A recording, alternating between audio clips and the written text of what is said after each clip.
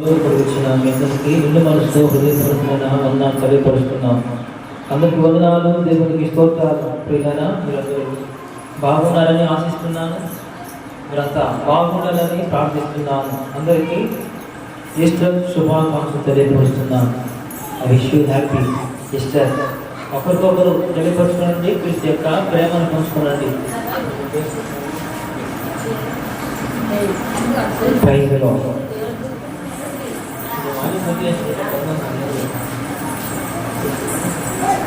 Praise the Lord. దేవునికి స్తోత్రం. ఎవరు అడ్డు తిరగవద్దు. కొద్ది నిమిషాలు దేవుని యొక్క వాక్యాన్ని పంచుకుందాం. క్లుప్తంగానే నేను సందేశాన్ని ముగించేస్తాను. ప్రియులారా, ఒక అరగంట ముగించేస్తాను నేను. సర్వ ప్రపంచం అంతా ఈరోజు ఈస్టర్ ఆరాధనలో ఎంతో సంతోషంగా, సమాధానంగా ప్రపంచ దేశాలలో అందరూ జరుపుకుంటున్నారు. వారితో మనం కూడా ఈరోజు సంతోషంగా ఈ పండుగను జరుపుకుంటున్నాము. వాస్తవానికి అయితే శుక్రవారం దిన ప్రభువు వారు సిలువలో మరణించి మన కొరకై కొట్టబడి, మొత్తబడి, తన్నబడి, చేర్చబడి, ఆయన శరీరంపై తలపై ముళ్ళ కిరీటం పెట్టబడి, అన్యాయంగా, అక్రమంగా ఆయన మన అపరాధముల కొరకే ఆయన మరణించి, ఆయన చెప్పిన రీతిగానే చనిపోయిన 3వ దినమున నేను లేస్తాను అని చెప్పిన రీతిగా ప్రియులారా ఆయన లేవడం జరిగింది. ఆయన చెప్పిన వాగ్దానాలు, ఆయన చెప్పిన ప్రవచనాలు అన్నిటినీ నెరవేర్చుకుంటూ ఈ దినమున ఉదయకాలము ప్రభు లేచిన దినం కనుక మనమందరం అది విశ్వసించి మనము ఈ ఈస్టర్ పండుగ జరుపుకుంటున్నాము. హల్లెలూయా.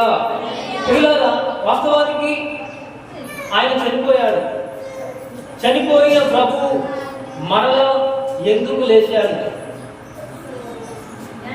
ఈ లోకంలో ఎన్నో బాధలు పడ్డాడు, ఈ లోకంలో ఎంతో వేదన పడ్డాడు, ఎన్నో శ్రమలు పడ్డాడు, ఎంతో కష్టపడ్డాడు, శ్రమలు పొందాడు, అన్యాయముగా తీర్పు తెచ్చబడ్డాడు, ఆయన ముఖముపై ఉమ్ము వేయబడ్డాడు, అపహాస్యం చేయబడ్డాడు, నవ్వులు పాలయ్యాడు, వ్యక్తిగతల పాలయ్యాడు, ఎన్నో అవమానాలు పొంది, ఎన్నో శ్రమలు పొందిన ప్రభువు చనిపోయి మరలా తిరిగి ఎందుకు లేవాలి? లేచిన ఆయన చనిపోయిన ప్రభు అలాగే తన తండ్రి వద్దకు వెళ్ళిపోవచ్చు కదా. అలా వెళ్ళిపోకుండా ఆయన మరలా తిరిగి మహిమా దేహంతో లేచి మరలా జన సమూహములోనికి ఎందుకు ఆయన వచ్చాడు? మనం ఎన్నో ఆలోచించవలసిన అవసరం ఉంది. ఎన్నో విషయాలు మనం తెలుసుకోవాలి. ప్రియులారా, శిలువలో సమాప్తమైపోయినది అంటాడు. తండ్రి, నీ చేతికి నా ఆత్మను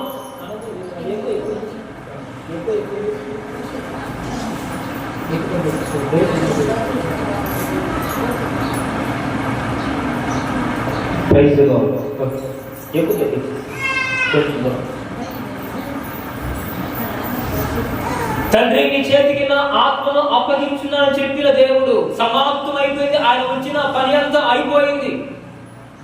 మరి అయిపోయినప్పుడు, తన తండ్రి చిత్తమంతా నెరవేర్చినప్పుడు చనిపోయిన ఆయన తిరిగి వెళ్ళిపోవచ్చు కదా. మరలా ఎందుకు ఆ మహిమా దేహంతో లేచాడు? మరలా ఎందుకు ఆయన మరలా శరీరం దాచుకొని లోకంలోనికి వచ్చాడు అనే కొన్ని విషయాలు మనం ధ్యానం చేసుకుందాం. చూడండి, మొదటగా ఎందుకు ఆయన చనిపోయి మరలా మానవ శరీరంతో ఆయన లేచాడు అనే కొన్ని మాటలు మనం చూసుకుందాము. చూడండి, ఎఫెసీయులకు రాసిన పత్రిక 2వ అధ్యాయము 1వ వచనం చూడండి. ఎఫెసీయులకు రాసిన పత్రిక 2వ అధ్యాయము 1వ వచనం ఎవరైనా మీరు చదవండి. ఎఫెసీ 2:1. మీ అపరాధముల చేతను పాపముల చేతను మీరు చచ్చిన వారై ఉండగా ఆయన మిమ్మును క్రీస్తుతో కూడా బ్రతికించెను. హల్లెలూయా, హల్లెలూయా. ప్రియమైన వాళ్ళారా, అపోస్తులైన పౌలు గారు అంటారు, ఆయన ఎందుకు లేచాడంటే మీ అపరాధముల చేతను పాపముల చేతను మీరు చచ్చిన వారై ఉండగా ఆయన మిమ్మును క్రీస్తుతో కూడా బ్రతికించారు. ఏమండి, ఆయన ఎందుకు పునరుద్ధరణ లేచాడంటే మనలను, క్రీస్తు మనలను క్షమించడానికి ఆయన పునరుద్ధారణ అయ్యాడు. మీరు మీ పాపముల చేత, మీ అపరాధముల చేత చచ్చిన వారై మీరు ఉండగా ఆయన శిలువలో మరణించి ఆయన తిరిగి లేచి ఆయనతో కూడా మనల్ని, మన అపరాధములన్నింటినీ క్షమించి ఆయన చూడండి, మీ అపరాధముల చేతులు, పాపముల చేతులు మీరు చచ్చిన వారై ఉండగా మిమ్మల్ని క్రీస్తుతో కూడా బ్రతికించెను. ప్రైజలా, హల్లెలూయా, హల్లెలూయా. ప్రియులారా, ప్రతి మానవుడు ఈ లోకంలో తల్లి గర్భంలో నుంచి వస్తూ ఉండగానే వాడు జన్మపాపి. నీతిమంతుడు అప్పుడు లేడు. అందరూ పాపము చేసి పాపము ద్వారా దేవుడు ఇస్తున్న మహిమను పొందలేకపోయారు. ఏ వేదము లేదు. ప్రతి ఒక్కడు పాపం చేసి ఆ పాపము ద్వారా దేవుడు ఇచ్చే ఆ మహిమను పొందలేక మహిమను కోల్పోయారు అని దేవుడి వారికి కనిపిస్తా ఉంది. ఒకవేళ పుట్టిన చంటి బిడ్డ పైన కూడా ఒక పాపం ఉందండి. ఆ పాపము జన్మ పాపము. చంటి పిల్లాడు పుట్టాడంటే ఆ పిల్లాడి పైన జన్మ పాపం అనేది ఒకటి ఉంటుంది. వాడు పెరిగి పెద్ద అయ్యే కొలది వాడు చేసే క్రియలను బట్టి కర్మ పాపము, ఎవడి కర్మ వాడు అన్నట్టుగా కర్మ పాపము వాడిని ఏలుబడి చేస్తుంది. అంటే స్వతహాగా జన్మి మనిషి, మానవుడు జన్మపాపి. ఎందుకంటే తల్లి ఆ పాపంతోనే గర్భం ధరిస్తుంది కాబట్టి ఆ పాపము బిడ్డకు ఉంటుంది. అంటే ఇట్టి పాపములో ఉన్న వ్యక్తిని క్షమించాలి అంటే, ఇట్టి పాపముతో, పాప భారముతో మోసుకున్న వ్యక్తిని క్షమించగలగాలంటే ఎవరు రావాలండి? నేను ఒక పార్టీని ఎదుటి వారిని క్షమించడానికి నీకు క్షమించేస్తున్నావు అంటే సరిపోద్దా? నువ్వే పెద్ద పార్టీరా, నువ్వు నాకేం చెప్పేది అంటారా? అంటారు పిల్లరా. అపోస్తలుడు పౌలు అంటాడు, మీ అపరాధముల చేతను, పాపముల చేతను మీరు చచ్చిన వారు ఉండగా ఆయన మిమ్మల్ని క్రీస్తుతో కూడా బ్రతికించారు. ఆయన మరణించి, ఆయన మరణము ద్వారా మనల్ని బ్రతికించాడు. మన పాపముల నిమిత్తమై, మన అపరాధముల నిమిత్తమై, మనం చేసిన అతిక్రమములను బట్టి శక్తి శవాలవలసిన మనల్ని మన కొరకు ఆయన రక్తాన్ని సిలువలో క్రయధనముగా అర్పించి విలువలేని మన కొరకై విలువ కలిగిన ఆయన రక్తాన్ని ధారాళంగా దారపోసి మనల్ని బ్రతికించాడు. మనము ఎక్కాల్సిన సిలువను ఆయన ఎక్కాడు. మనం పెట్టుకోవలసిన మూల కిరీటాన్ని ఆయన పెట్టుకున్నాడు. ఎవరి కోసము? మీ అపరాధముల నిమిత్తమై, మీ దోషముల నిమిత్తమై ఆయన మరణించి ఆయనతో కూడా మనల్ని బ్రతికించాడంట. హల్లెలూయా, హల్లెలూయా. ఎంత గొప్ప భాగ్యం మనం పొందుకున్నాం, ఎంత గొప్ప ధన్యత. ఆయన మనల్ని క్షమించాడంట. ఆయన మనల్ని మన్నించేశాడు, ఆయన మనల్ని క్షమించేశాడు. శివుడు అంటాడు, తండ్రి వీరేమి చేస్తున్నారో వీరు ఎరుగురు కనుక వీరిని క్షమించే మనసు ఆయనలో ఉంది. అందరూ భక్తులు పడతారు. క్షమించగలిగే నీ మనసు ఓదాచింది నీ ఆరాధనలో, పశ్చాత్తాపం కలిగే నాలో, నేను పాపినని గ్రహించగానే నీ మేలకు అలవాటయ్యే. చక్కటి పాట, ఎంత బాగా పాడగలరు అంటే ఎందుకు మాట చెప్తుందంటే, క్షమించగలిగిన మనసుతో ఆయన మనల్ని క్షమించి ఆయనతో కూడా మనల్ని బ్రతికించగలిగాడు.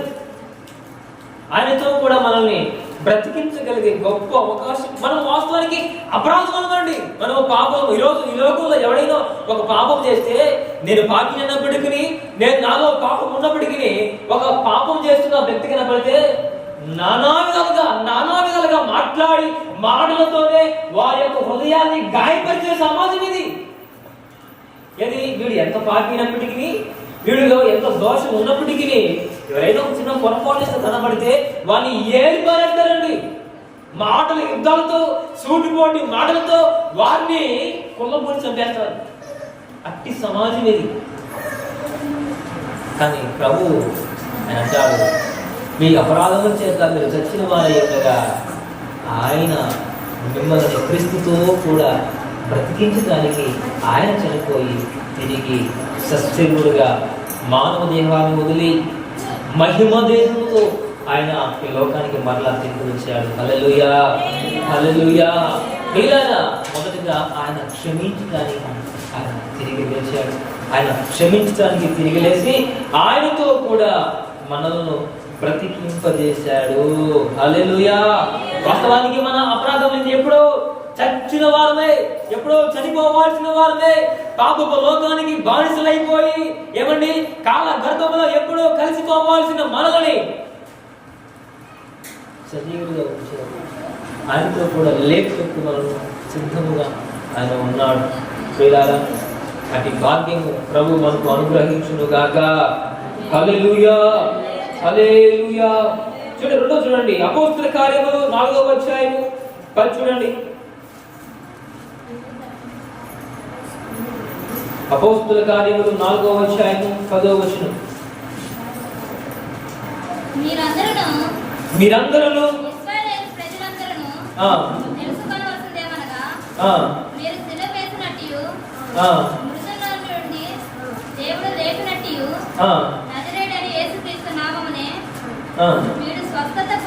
వీడు స్వస్థత పొంది మీ ఎదుట నిలిచి ఉన్నాడు. హల్లెలూయా. మళ్ళీ ఒక్కసారి నా మాట చూద్దానండి.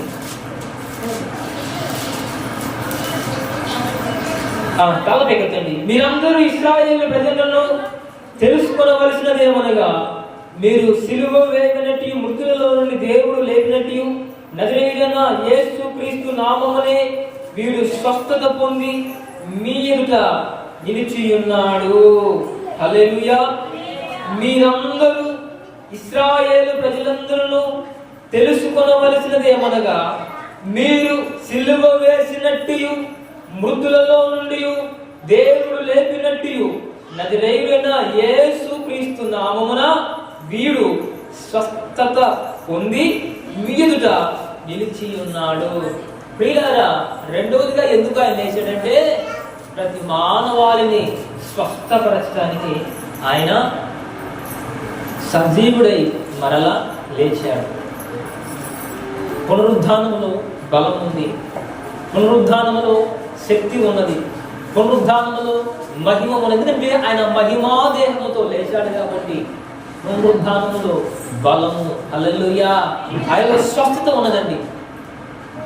ఆయన గాయపోయిన హస్తాల్లో స్వస్థత ఉన్నది. చూడండి, సిలువ వేయబడి మృతులలో నుండి దేవుడు లేపినట్టు నజరేయుడైన యేసు క్రీస్తు నామమునే వీడు స్వస్థత పొందాడు. ఏమండి? ఆయన నామమునే, మృతులలో నుండి లేచిన ఆయన నామమున వీడు స్వస్థత పొంది మీదుట నిలిచి ఉన్నాడు. దేవునికి మహిమ కలుగును గాక. ఈరోజు స్వస్థత పొందాలి అంటే, ఈరోజు మన ఆరోగ్యాన్ని, మనకు పాడైపోయిన ఆరోగ్యానికి మనకు స్వస్థత కలగాలి అంటే, మానవ దేహానికి ఆరోగ్యం కలగాలి అంటే ఆయన మరణించాలి. మరణించిన ప్రభు మరలా మన కొరకే లేవాలి. హల్లెలూయా. కాబట్టి ఆయన మరలా లేచాడు. ఈరోజు స్వస్థత కావాలా? నీకు ఆరోగ్యం కావాలా? ఏ రోగాల మధ్యలో పీడింపబడుతున్నావు? ఏ వ్యాధుల మధ్యలో నువ్వు పీడింపబడుతూ ఉన్నావు? దీర్ఘకాలిక వ్యాధులతో బాధపడతా ఉన్నావా? అయ్యా, నా గర్భానికి స్వస్థత కావాలి, నా శరీరానికి స్వస్థత కావాలి ప్రభువా అంటూ ఒకవేళ ప్రాధేయపడతా ఉన్నావా? అయితే పునరుద్ధానుడైన క్రీస్తు బలం నువ్వు పొందాలి. ఆయన శక్తిని నువ్వు పొందుకోవాలి. ఆయన మహిమను నువ్వు పొందుకోవాలి. ఆయన ఎందుకు లేచాడు అంటే, నీకు నాకు స్వస్థత ఇవ్వాలని, ఆత్మకు స్వస్థత ఇవ్వాలని, దేహానికి స్వస్థత ఇవ్వాలని, మృత్యులు లేని గర్భానికి ఆయన స్వస్థతను ఇవ్వాలని ఆయన నీ కొరకు నా కొరకు సజీవుడిగా లేచాడని చనిపోయిన ప్రభువు తన తండ్రి అప్పగించిన పని అయిపోయింది. ఆయన చెప్పిన ప్రతి ప్రవచనము, ప్రతి లేఖనములో నెరవేర్చబడాలి. చనిపోయిన ఆయన ప్రశాంతంగా, ప్రభువా నాన్న, ఇంతవరకు నేను ఇచ్చిన పనిలో చాలా కష్టపడ్డాను, విసిగిపోయాను, శ్రమపడ్డాను, అల్లాడిపోయాను, ఉపవాసాలు ఉన్నాను, రక్తము కాచాను, కన్నీరు కాచాను, కాబట్టి ఇకనైనా నాకు రెస్ట్ కావాలి అంటూ తండ్రి వద్దకు హ్యాపీగా వెళ్ళిపోవచ్చండి. కానీ ఆయన అలా వెళ్ళలేదు. కారణం ఏంటంటే నీకు నాకు స్వస్థత ఇవ్వాలని. పునరుద్ధానంలో ఒక శక్తి ఉన్నది. పాపంలో ఉన్న ప్రతి మానవాళికి ఆరోగ్యం ఇవ్వాలని, స్వస్థతలు ఇవ్వాలని ఆయన పునరుద్ధానుడై మరలా నీ కొరకు నా కొరకు లేచారు. ఒకవేళ ఈ ఆవరణంలో ఈ మాటలు వింటున్న ఎవరైనా సరే, ఏ రోగాల మధ్యలో నువ్వు బాధపడుతున్నావు, ఏ వ్యాధుల మధ్యలో నువ్వు బాధపడుతున్నావు, ఏ వ్యసనాల మధ్యలో నువ్వు బాధపడుతూ ఉన్నావు, దీర్ఘకాలిక వేళతో ఒకవేళ నిన్ను పట్టి పీడిస్తా ఉన్నాయేమో, ఎన్ని మందులు వాడినా, ఎన్ని హాస్పిటల్లో తిరిగినా, ఎందరో డాక్టర్లను సంప్రదించినా, ఎందరో వైద్యులు నిన్ను సందర్శించినా, ఎంతో ఖర్చు పెట్టినా, ఎన్నో నీ డబ్బులు, నీ కష్టార్జితమంతా నీవు ప్రయాసపడి పెట్టినా కూడా ఒకవేళ నీకు ఆరోగ్యం కలగలేదేమో, నీకు స్వస్థత కలగలేదేమో, ఈరోజు ప్రభు స్పష్టంగా సూచిగా మాట్లాడుతూ ఉన్నాడు. ఈ పునరుద్ధానపు శక్తిని నువ్వు పొందుకో. పరిపూర్ణ ఆరోగ్యం నీకు కలుగును గాక, పరిపూర్ణమైన ఆరోగ్యం నీకు కలుగును గాక. ప్రతి వ్యాధి బలహీనతలు యేసు నామములో లయమైపోవును గాక. నీకు ఆరోగ్యము కలుగును గాక. నా ప్రభువు నిన్ను ముట్టును గాక. నా ప్రభువు నీకు స్వస్థ అనుగ్రహించును గాక. మీరు నమ్మండి, ప్రభువు నీకు ఆరోగ్యము కలుగు చేయను గాక. ఆయన పునరుద్ధానపు శక్తిని మీరు పొందును గాక. హల్లెలూయా. ప్రియులారా, ఎందరో స్వస్థత పొందారండి. ఆయనలో స్వస్థత ఉన్నది. సిలువ వేసిన చివరిసారి ఆయన కొద్ది నిమిషాల్లో ప్రాణం పోతుంది అనుకునే సమయంలో అక్కడున్న ఆ సైనికుడు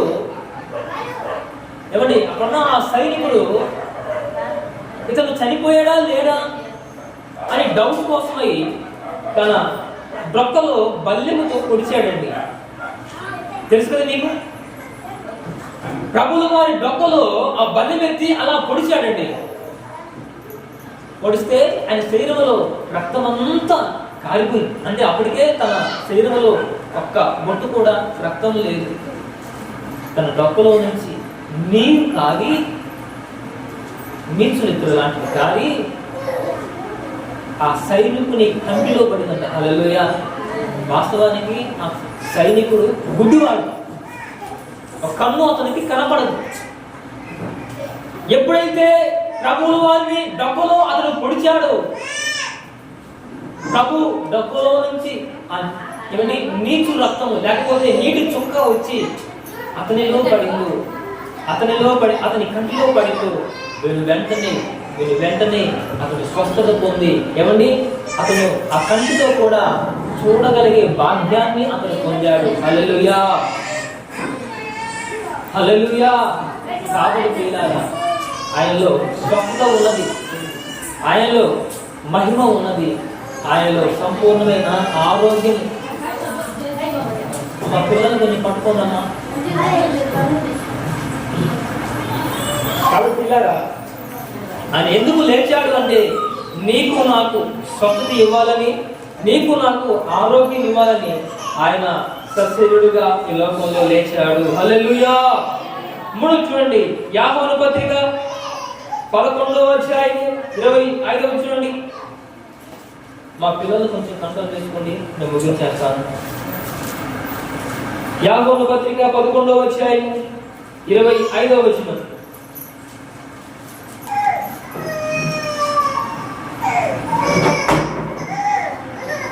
పదకొండవ అధ్యాయము 25.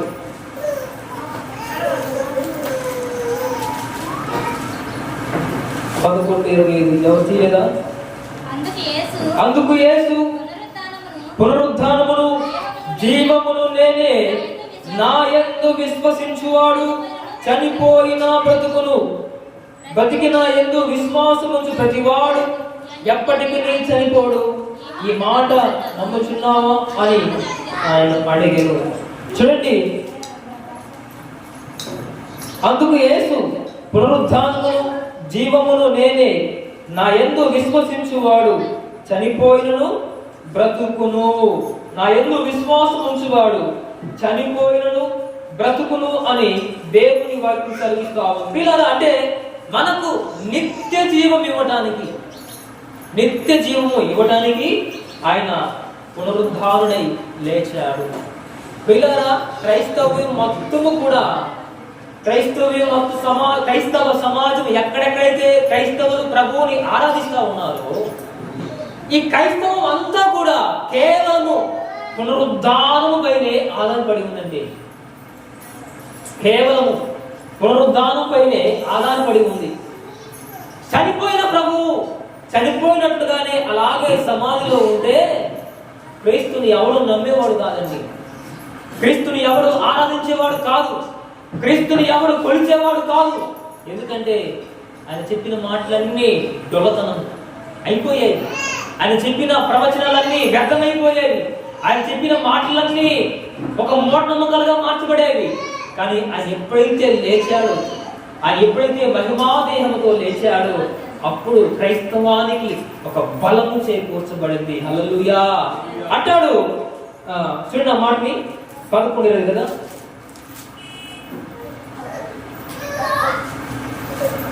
అందుకు యేసు, పునరుద్ధానమును జీవమును నేనే, నా యందు విశ్వసించువాడు చనిపోయినను బ్రతుకును. అందుకు యేసు, జీవమును పునరుద్ధానము నేనే, నా యందు విశ్వాసం ఉంచువాడు చనిపోయినను బ్రతుకును. అంటే ఆయన ఎప్పుడైతే లేచాడు, ఆయన ఎప్పుడైతే మరలా చనిపోయి లేచాడు, ప్రతి మానవాళికి ఒక ఆధారాన్ని ఇచ్చాడండి. ఆయన యందు విశ్వాసం ఉంచే ప్రతి వాడు చనిపోయినా నిత్య జీవని పొందుతాడని ఒక బలమైన వాక్కుని, బలమైన వాగ్దానాన్ని ప్రభు మనకిచ్చాడు. ప్రియులారా, అంతకు ముందుగా చనిపోయిన వారు చనిపోయినట్టుగానే ఉంటారండి. కానీ క్రీస్తు చనిపోవడం ద్వారా ఏమండి, ఆయన వచ్చు వేళ క్రీస్తునందు మృతులైన మృతులు ధన్యులు, వారందరూ ఆయనతో కూడా లేపబడతారు అనబడిన ఒక వాగ్దానం మనకు ఇవ్వబడిందండి. అందుకే క్రీస్తునందు మృతులు ధన్యులు, వారిని నిద్ర బాప్తిస్మం పొంది క్రీస్తులో జీవించి చనిపోయిన వారిని చనిపోయారు అనరు, చచ్చాడు అనరు, చనిపోయింది అనరు. వారిని ఏమంటారంటే క్రీస్తునందు వారు నిద్రించారు అని దేవుని వాక్యం సెలవిస్తా ఉంది. లోకానుసారులు చనిపోతే సచ్చారా, చనిపోయారు అంటారు. కానీ దేవుని పిల్లలు చనిపోతే వారు చనిపోలేదండి, క్రీస్తునందు నిద్రించారు. అంటే వారికి మరణము లేదు, వారికి చావు లేదు, చనిపోయినను వారు నిత్యము క్రీస్తునందు వారు జీవిస్తూనే ఉంటారు. కారణం ఏంటంటే ప్రభువు చనిపోయి ఆయన లేచాడు కాబట్టి ఆయన యందు విశ్వాసం ఉంచు ప్రతివాడు నిత్యము జీవిస్తూనే ఉంటాడు. హల్లెలూయా, హల్లెలూయా. కాబట్టి ఆయన మరణ పునరుద్ధానం వల్ల మనకేం కలిగిందంటే నిత్య జీవము ఆయనలో మనకు కలిగింది. అందుకే పిల్లల, క్రీస్తునందు మృతులు ధన్యులు. కాబట్టి బాప్తిస్మం పొందాలి, క్రీస్తులో మారు మనసు పొందాలి, క్రీస్తు రక్తము చేత కడగబడాలి. ఏ క్షణమో ఏ గడియో ఆయన వచ్చు వేళ ఎవరికి తెలియదండి. ఎప్పుడు వస్తాడో తెలియదు. దొంగ వలే వస్తానన్నాడు. తూర్పును పుట్టి పరమణ వేసే మెరుపులాగా దిగి వస్తానన్నాడు. ఇంకా సమయం ఉందని ఆలస్యం చేస్తా ఉన్నావా? ఇంకా వయసు ఉందని ఆలస్యం చేస్తా ఉన్నావా? సమయం ఇది కాదని ఆలస్యం చేస్తా ఉన్నావా? వీళ్ళారా, ఆయన యందు విశ్వాసం ఉంచువాడు నిత్య జీవాన్ని పొందుతాడు దేవుడు వారికి కలిగిస్తావు. ఒకవేళ ఈ మాటలు వింటూ నువ్వు ఎవరైనా సరే ఈ మాటలు ఆలపిస్తున్న ఈ శబ్ద యంత్రం ద్వారా ఈ మాటలు వింటున్న ఎవరికైనా సరే ఒకవేళ మారు మనసు పొందలేదేమో, ఈ చక్కటి శుభ సమయంలో శ్రేష్టమైన అవకాశం, ఒక చక్కటి అవకాశం మరలా ప్రభువు నీకు ఇస్తా ఉన్నాడు. దయచేసి మారు మనసు పొందడానికి నువ్వు ప్రయత్నం చేయి. క్రీస్తులో జీవించడానికి నువ్వు ప్రయత్నం చేయి. నీ అపరాధములను క్షమించడానికి ఆయన సిద్ధముగా ఉన్నాడు. నీ తప్పులను క్షమించడానికి ఆయన సిద్ధముగా ఉన్నాడు. ప్రియులారా, ఒక మంచి అవకాశం నా ద్వారా ప్రభు మరలా మీకు ఇస్తున్నాడు. మారు మనసు పొందడానికి ప్రయత్నం చేయండి. క్రీస్తు రక్తం చేత కడగబడడానికి మీరు మరలా ప్రయత్నం చేయవలసిందిగా, దేవుని ప్రతినిధిగా, దేవుని సంఘ సాక్షిగా, ఆయన దూతగా మాట్లాడుతూ ఉన్నాను. ప్రియులారా, మారు మనసు పొందండి. ఆయనతో విశ్వాసములు పాల్పంచుకోగా క్రీస్తు ప్రేమను బట్టి మీకు తెలియపరుస్తున్నాను. హల్లెలూయా, హల్లెలూయా. చూడండి, 4వ చూడండి, రోమిలికి రాసిన పత్రిక 8వ అధ్యాయం 34వ వచనం. నేను ముగించేస్తానమ్మా. రోమిలికి రాసిన పత్రిక 8వ అధ్యాయం 34వ వచనం. శిక్ష విధించువాడెవడు? చనిపోయిన క్రీస్తు యేసే. అంతేకాదు మృతులలో నుండి లేచిన వాడను, దేవుని కుడి పార్శ్వమున ఉన్నవాడను, మన కొరకు విజ్ఞాపన కూడా చేయువాడు ఆయనే. చాలమ్మా. శిక్ష విధించువాడెవడు? చనిపోయిన క్రీస్తేసే. అంతేకాదు మృతులలో నుండి లేచిన వాడును, దేవుని కుడి పార్శ్వమున ఉన్నవాడును, మన కొరకు విజ్ఞాపనము కూడా చేయువాడు ఆయనే. ఆయన ఎందుకు లేచాడంటే, 4వదిగా ఆయన చనిపోయి లేచి మన కొరకు తండ్రి పాదాలు పట్టుకుని విజ్ఞాపన చేయడానికి ఆయన మన కొరకు చనిపోయి తిరిగి లేచాడు. హల్లెలూయా. ఆయన అంటాడు, నా తండ్రి వద్ద అనేక నివాస స్థలములు ఉన్నవి, ఏదైనా నేను మీతో చెప్పను. నేను మీ కొరకై అక్కడికి వెళ్ళి నివాసం ఏర్పాటు చేస్తాను.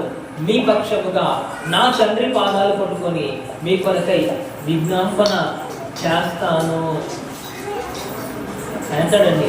అంటే మన అపరాధముల నిమిత్తమై మనము నరకములో పడవేయబడకుండా మనల్ని క్షమించమని, మనల్ని విడిచిపెట్టమని, మనము కూడా ఆయనతో ఉండాలని, మరలా మనకు ఒక అవకాశం ఇవ్వమని తన తండ్రి పాదాలు పట్టుకుని దేవుడు బ్రతిమలాడుతున్నాడండి.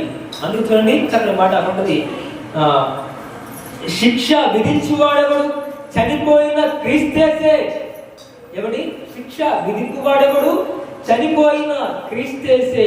అంతేకాదు మృతులలో నుండి లేచిన వాడను, దేవుని కుడి పార్శ్వమున ఉన్నవాడను, మన కొరకు విజ్ఞాపము కూడా చేయువాడు ఆయనే.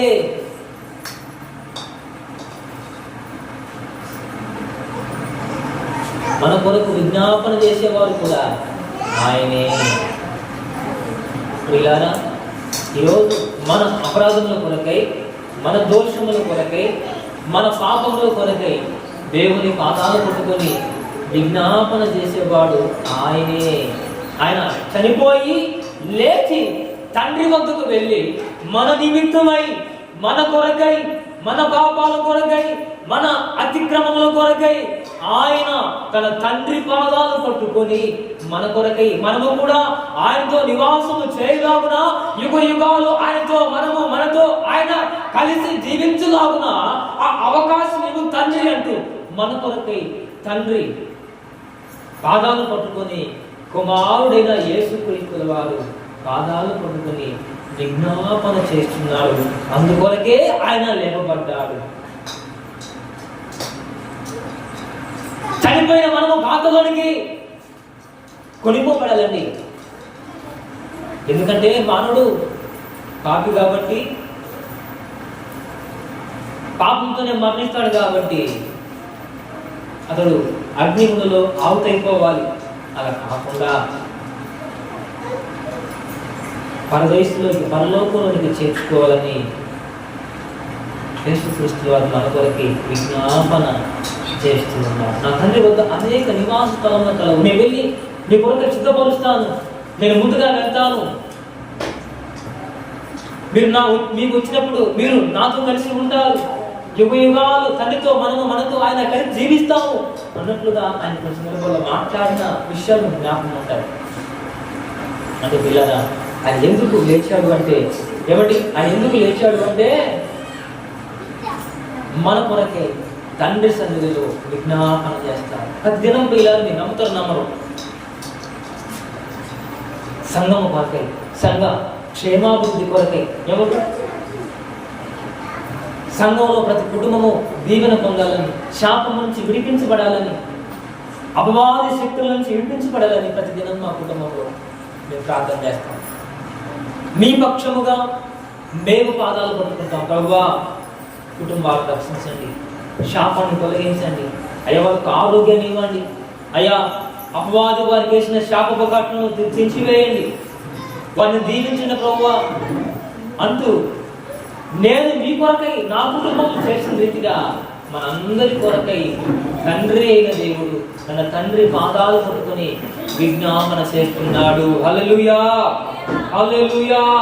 ప్రియులు చూడండి, ఐదవదిగా నేను ముగించేస్తాను, పాతకాలం కూడా పదవి ముగించేస్తాను. ఐదు చూడండి, 1 పేతురు 1:4 చూడండి. 1 పేతురు 1:4.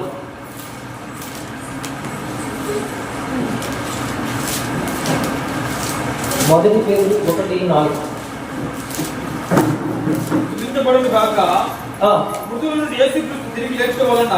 మృతుల నుండి యేసుక్రీస్తు తిరిగి లేచుట వలన కూడిన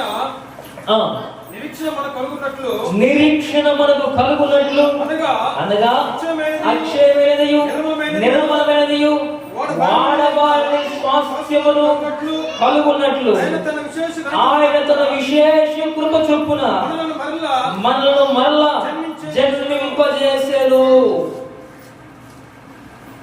మన ప్రభువు యేసుక్రీస్తు తండ్రి అయిన దేవుడు స్తుతింపబడును గాక. మృతుల్లో నుండి యేసుక్రీస్తు తిరిగి లేచుట వలన, చూడండి, మృతుల్లో నుండి యేసుక్రీస్తు తిరిగి లేచుట వలన జీవముతో కూడిన నిరీక్షణ మనకు కలుగునట్లు ఆయన అక్షయమైనదియు నిర్మలమైనదియు వాడవారిదైన స్వాస్థ్యము మనకు కలుగునట్లు ఆయన తన విశేషమైన కృప చొప్పున మనలను మరలా జన్మింపజేసెను. ఏమండి? విశేషమైన కృప చొప్పున ఆయన మరలా మనలను జన్మింపజేసెను. ప్రియులారా, మనకు వాడవాలని కిరీటమును స్వాస్థ్యముగా ఇవ్వాలని, ఎన్నటికీ రాలిపోనిది, ఎన్నటికీ వాడిపోనిది, ఎన్నటికీ తొలగిపోనిది వాడవాలని స్వాస్థ్యమైన మహిమా కిరీటాన్ని మనకు ఆయన ఇవ్వాలని ఆయన చనిపోయి మన కొరకై మరలా తిరిగి లేచెను. ఎందుకయ్యా చనిపోయిన ప్రభువు మరలా తిరిగి లేచాడు అంటే మనకు వాడవారిని మహిమ కిరీటాన్ని ఇవ్వాలని ఆయన తిరిగి లేచాడు. ఈరోజు క్రీస్తులో నీవు జీవిస్తే, క్రీస్తునందు నీవు మరణిస్తే, క్రీస్తును అంటుకొట్టుకుని నీవు జీవిస్తే, చనిపోయిన నీవు అక్కడ కనబడతావండి. తండ్రి రాజ్యంలో నువ్వు కనబడతావు. నీ తలపైన ఒక మహిమ కిరీటం నీ తలపై ఉంచబడుతుంది. అది వాడిపోదు, అది రాలిపోదు, అది నల్లగైపోదు, అది మాసిపోదు. యుగ యుగాలు దగదగా మెరుస్తూ మహిమా కిరీటాన్ని నీ తలపై తండ్రి ఉంచునుగాక. వాడబారని స్వాస్థ్యం అది. ఒకప్పుడు చనిపోతే చనిపోయిన వాడు చనిపోయినట్టుగానే ఉంటాడండి, మట్టిలోనే ఉంటాడు. కానీ తండ్రి చనిపోయి తిరిగి లేచడం ద్వారా మనందరికీ ఒక నిరీక్షణ కలిగింది. ప్రభు లేచే సమయాన చనిపోయిన వారు ఆయన స్వాస్థ్యమైన తన ప్రజలు కూడా ఆయనతో కూడా లేస్తారు అనగైన ఒక నిరీక్షణ ప్రతి మానవాళికి కలిగింది. ఈ భాగ్యము ప్రభు మనకు అనుగ్రహించాడు. కాబట్టి ప్రియులారా, ఎందుకు ఆయన లేచాడంటే వానవారిని మహిమా కిరీటాన్ని తండ్రి రాజ్యంలో నీవు నేను పొందాలని ప్రభు మన అందరికీ అనుగ్రహించాడు. హల్లెలూయా, హల్లెలూయా. అటు భాగ్యము మన అందరిలో పొందడం గాక. ప్రియమైన వాళ్ళారా, దేవుని సేవకుడిగా ఈ మాటలు కలిగిస్తా ఉన్నాను. ఇంకా ఎందరైతే క్రీస్తు రక్తములో కడగబడకుండా, ఆయన శిలువ మరణాన్ని లెక్క చేయకుండా, ఆయన శిలువ మరణాన్ని విలువ పెట్టకుండా ఒకవేళ ఇంకా లోకంలో తిరుగుతా ఉన్నారేమో, లోకం వైపు మీరు ప్రయాసపడుతూ ఉన్నారేమో, ప్రభు స్పష్టంగా సూటిగా మాట్లాడుతూ ఉన్నాడు. ప్రభు తేటగా మీతో మాట్లాడుతూ ఉన్నాడు. రే దేవుని సంగమా, ఇంకా సమయం లేదు, ఇంకా నీకు సమయం లేదు. ఎప్పుడు వస్తాడో తెలియదు. ఆ లోపల నువ్వు ఆయత్తపడి ఉండాలి. ఆ లోపల నువ్వు సిద్ధపడి కలిగి ఉండాలి. క్రీస్తు రక్తంలో నువ్వు కడగబడాలి. నీటితో నువ్వు బాప్తిస్మం పొందాలి. సంఘములో నువ్వు కట్టబడి ఉండాలి. అలా ఉన్నట్లయితే ఆయనతో కూడా మనము జీవించే వాళ్ళముగా ఉంటాము. అలా లేనిచో నీవు అగ్నికి ఆవుతైపోతావు, నరకానికి నువ్వు స్వాస్థ్యంగా ఇవ్వబడతావు. కాబట్టి మరలా ఒక పర్యాయం, ఒక చక్కటి మాట, ఒక శుభ వాగ్దానపరమైన మాట మీకు మాట్లాడుతూ ఉన్నాను. ఎందరైతే బాప్తిస్మం పొందలేదో వారందరూ బాప్తిస్మం పొందాలి. క్రీస్తు రక్తంతో కడగబడండి. హల్లెలూయా. మనం మోకరించండి, ప్రార్థన చేసుకుందాం. మనం మోకరించండి ప్రార్థన.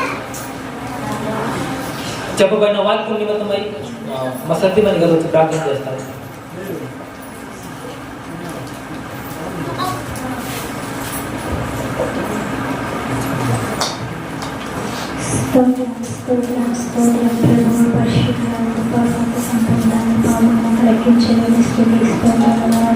అయా ఈ పునరుద్ధాన దినాన నా తండ్రి, అయా నేను ఆరాధించటకు వచ్చిన ప్రతి ఒక్క పేరునే ప్రభు అయా మాట్లాడిన దర్శించున్నాను నా తండ్రి. అమ్మని బట్టి నీకు లెక్కించలేని స్తోత్రం రాజా.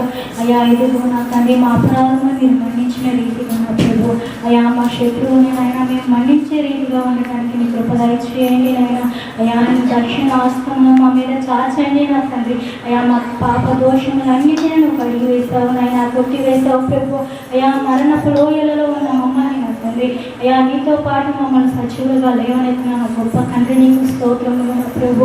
అయా మారు మనసు లేని వాళ్ళు ప్రభు, అయా మరణపు లోయల్లో ఉంటున్న బిడ్డలతో నా తండ్రి ఈ దినాలను మాట్లాడి ఉన్నావు ప్రభు. అయా బిడ్డల మనసుని మీరు కదిలించండి నాయన.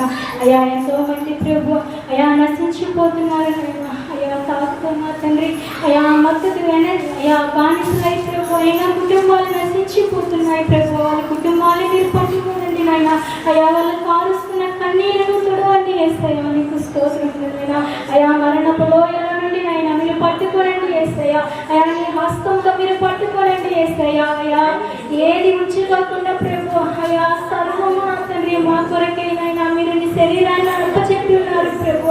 అయా సొగసైనను స్వరూపమైన లేకుండా ప్రభు అయా నీ దేహం అంతా నా తండ్రి అయా మేము చేసిన అతిక్రమములో నా తండ్రి అయా నిన్ను కొట్టి ఉన్నాము నా తండ్రి. అయా మా చేదు తలపుల వల్ల నా తండ్రి మన కిరీటముతోనైనా అయా నిన్ను హింసించి ఉన్నాము ప్రభు. అయా మా కాళ్ళ ద్వారా మా చేతుల ద్వారా చేసిన అతిక్రమమే నా తండ్రి అయా నిన్ను మేకులతో దిగబట్టి ఉన్నాము ప్రభు.